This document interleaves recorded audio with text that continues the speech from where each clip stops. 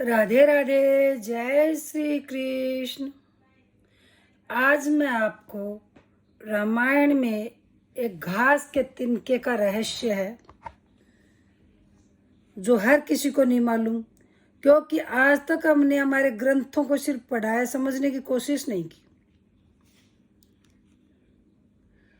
वो सुनाती हूँ। रावण ने जब माँ सीता जी का हरण करके लंका ले गया, तब लंका में सीता जी बट वृक्ष के नीचे बैठकर चिंतन करने लगी कि रावण बार बार आकर माँ सीता जी को धमकाता था, लेकिन माँ सीता जी कुछ नहीं बोलती थी। यहाँ तक कि रावण ने भी श्री राम जी के वेशभूषा में आकर माँ सीता जी को भ्रमित करने की कोशिश की, लेकिन फिर भी सफल नहीं हुआ।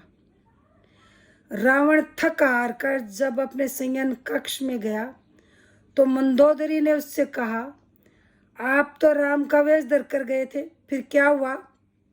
रावण बोला, जब मैं राम का रूप लेकर सीता के समक्ष गया तो सीता मुझे नजर ही नहीं आ रही थी।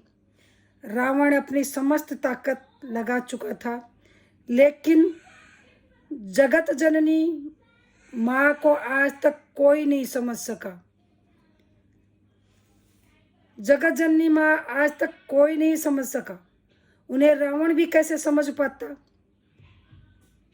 रावण एक बार फिर आया और बोला, मैं तुमसे सीधे सीधे संवाद करता हूँ, लेकिन तुम कैसी नारी हो कि मेरे आते घास का तिनका उठाकर उससे ही घूर घूर कर देखने लगती हो।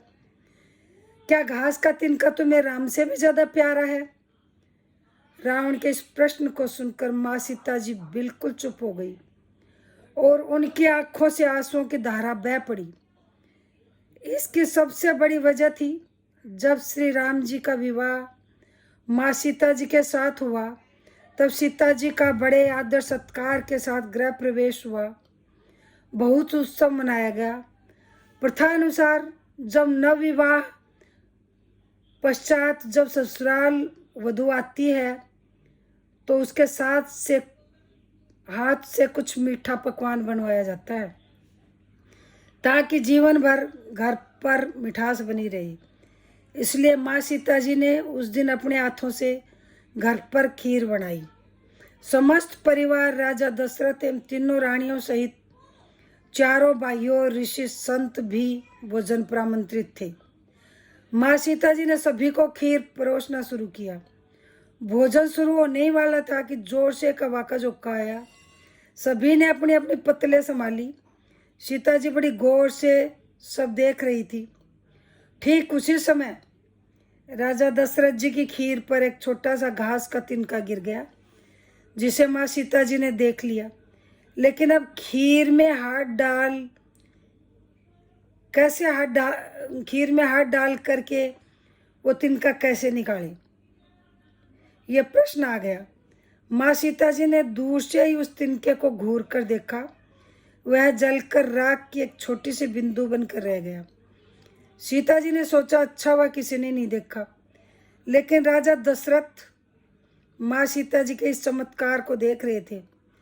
फिर भी दशरथ जी चुप रहे और अपने कक्ष पहुंचकर माँ सीता जी को बुलाया। फिर उन्होंने सीता जी से कहा कि मैंने आज भोजन के समय आपके चमत्कार को देख लिया था। आप साक्षात जगत जननी स्वरूपा हैं, लेकिन एक बात आप मेरी जरूर याद रखना, आपने जिस नज़र से आज उस तिनके को देखा था, उस नज़र से आप अपने शत्रु को भी कभी मत देखना।